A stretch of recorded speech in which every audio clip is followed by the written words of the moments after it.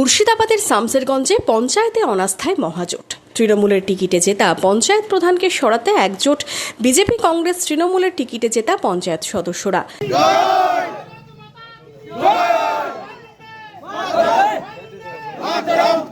শামসেরগঞ্জ থানার নিমতিতা গ্রাম পঞ্চায়েতে অনাস্থায় অপসারিত প্রধান আলী আরা বিবি। 17-0 ভোটে অপসারিত তৃণমূল কংগ্রেস পরিচালিত শামসেরগঞ্জের নিমতিতা গ্রাম পঞ্চায়েতের প্রধান। 30 জন গ্রাম পঞ্চায়েত সদস্যের মধ্যে 17 জন সদস্যের উপস্থিতিতে অপসারণ করা হয় প্রধানকে।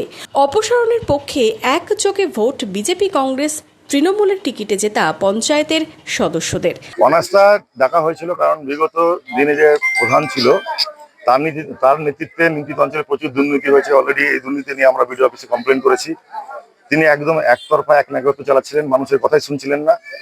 পাওয়ারে থাকলে যা হয়, তো সাধারণ মানুষের একটা ক্ষোভ ছিল, সেই সাধারণ মানুষের ক্ষোভকে কাজে লাগিয়ে আমরা সর্বদলীয়ভাবে সমস্ত পার্টির মেম্বার একত্রিত হয়ে জনসাধারণের পঞ্চায়েত করার জন্য আজকে অনাস্থাটা ডেকেছি।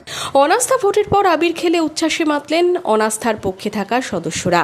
আজকে আমাদের যিনি প্রধান ছিলেন নিমতিতা গ্রাম পঞ্চায়েতের প্রধান আলী আরা বিবি, আজকে অনাস্থা কমপ্লিট হলো। আমরা 17 জন মেম্বার অনাস্থার পক্ষে ভোট দিয়েছি এবং তিনি অপসারণ হলো আজ থেকে 17-0। ঠিক আছে, আজ থেকে আমরা জনগণের পঞ্চায়েত পাচ্ছি।